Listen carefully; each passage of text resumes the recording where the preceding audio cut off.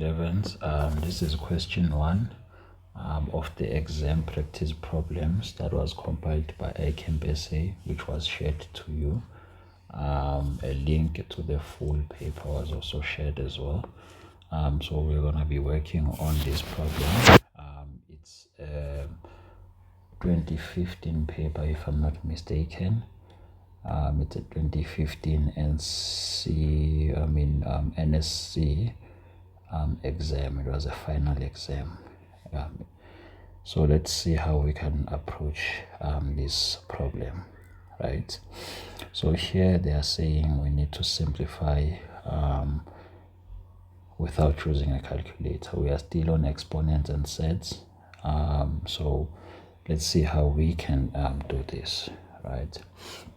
So as I've already said in the previous videos, right, every time I see such a question, right, every time I see such a question, right, the first thing that comes to my mind is how can I write this expression to have the same basis, right? So how can I write this expression to have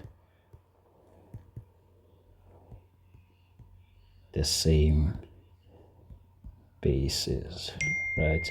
And the reason I do that is because I'm trying to have an expression that will have the same basis so that I can apply the exponential rule. It becomes easier that way if I have an expression that has the same basis, because then I'll be able to apply your exponential rules, right? So let's try and solve this. Let's try and write this to have the same basis, right?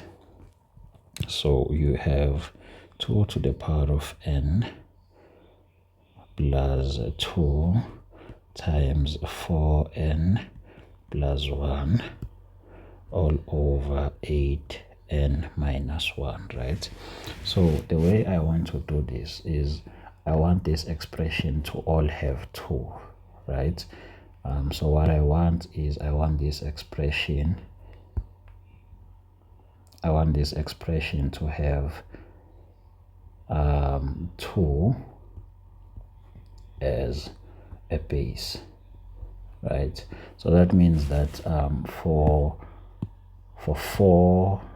8 I'm gonna have to try and write it to be as a base of 2, right? So essentially what I need to try and do is I want to write 4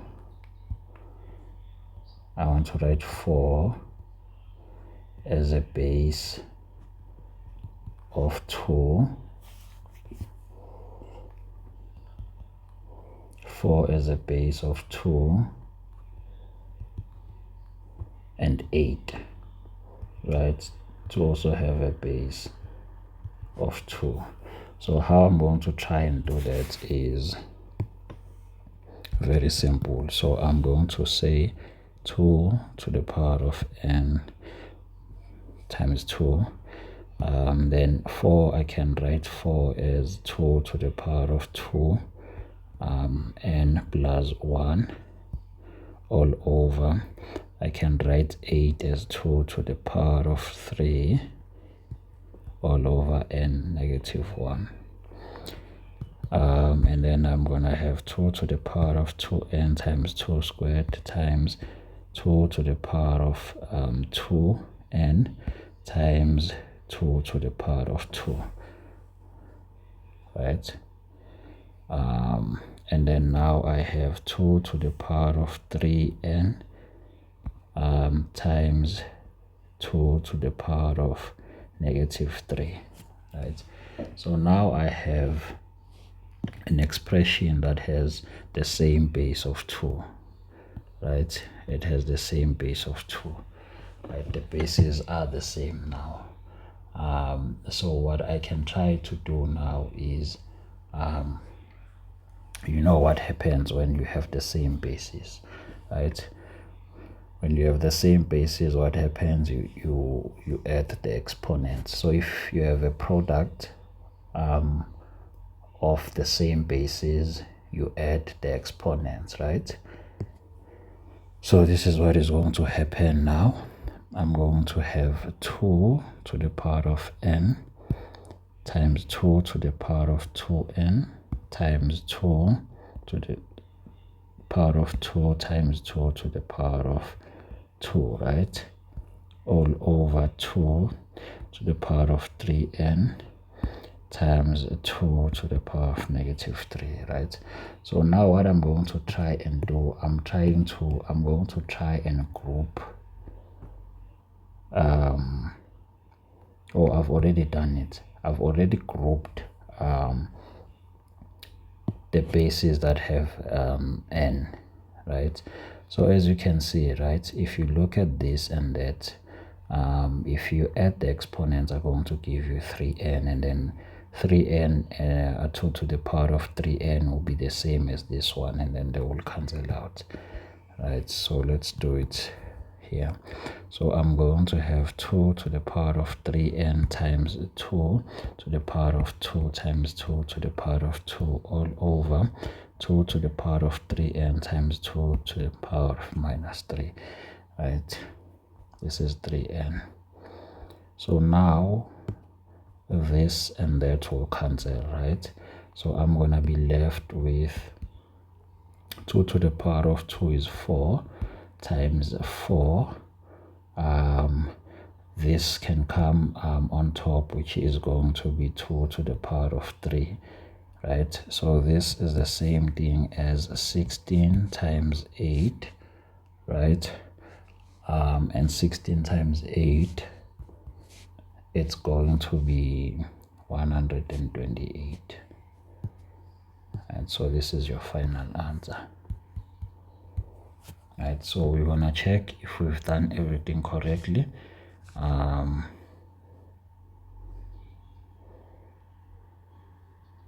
Great. So we've done everything correctly, right? So now let's look at 2.2, right? This still forms part of your question 1 of the practice exam problems that were compiled by us, right? So in this problem, they are giving us, right? So it's saying given p is equals to the root of 5 all over x plus 2 plus x over 3, right? So they are saying for what values of x will p be a real number, right? For p be a real number. So when you are dealing with a fraction, right? So when you are dealing with a fraction, always, right? So for p, so let's write it here, 2.2.1, right? The first thing that comes to my mind when they say for what values of p will of x will p be a real number, right? So for something to be a real number, right, the denominator cannot be equals to 0. So when I'm dealing with a fraction, right, so when I'm dealing with a fraction, so when dealing with fractions, right, when I'm dealing with fractions, right, so for it to be a real number, for it to be a real number, right, the denominator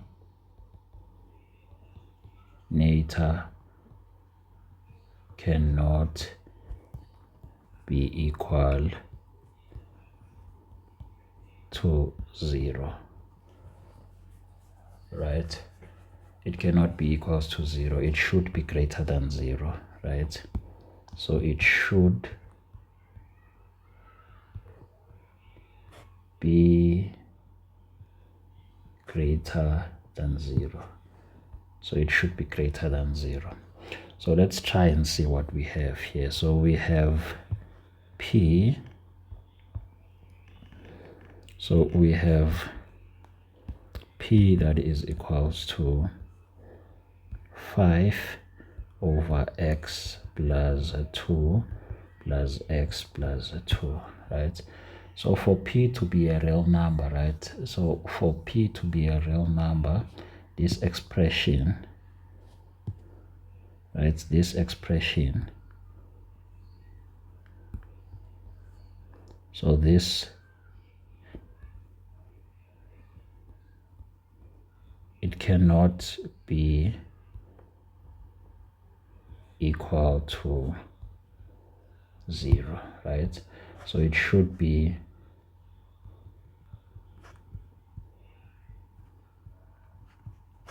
greater than 0. So it should be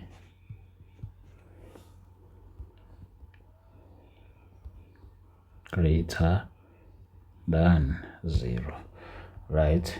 So let's try and see what values of x will make this be a real number, right? So we are saying that x plus 2 should be greater than 0, right? So now it means that when we transpose, we are going to have x greater than -2, right? X is going to be greater than -2, right? So that is going to be the answer, right? So this is how you are going to solve it, right? Now this is true provided that x is not equals to -2, right? This is going to be x provided that x is not equals to -2. The reason why we say that is because if x is -2, it's going to make this be equals to 0, right? So all the values that are greater than -2 but not equals to -2 are going to make this function or p to be real. Right, so now let's look at the second question, which is 2.2.2, right? So 2.2.2, they are saying show that p is rational if x is equals to 3, right? So what we are going to do is just substitute there and see if we do get a rational number, right? So we still have p is equals to 5 over x plus 2 plus x over 2, right? So we are going to substitute 3. So it's going to be 5 over 3 plus 2 plus 3 over 2. So p is going to be 5 over 5. This is going to be 5 over 5 plus 3 over 2, which is equals to 1. So this is going to be 1 plus 3 over 2. Is it 3 over 2? Oh, it was supposed to be, because now I can see that I'm going to get something different. We had to make sure that I wrote this incorrectly. So it was 3 here, and even here it should be 3. Here it should be 3. Here it should be 3. So this is going to make our answer be 1, which is going to be 2, right? So we have 2. So it is real.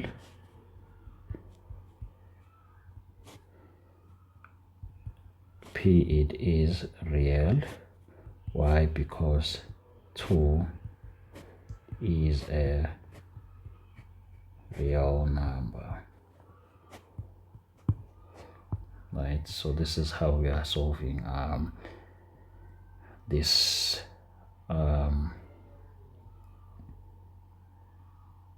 problem, right? So now let's move on. Let's continue with another question, right, which also is part of question 1. Let's look at the next problem.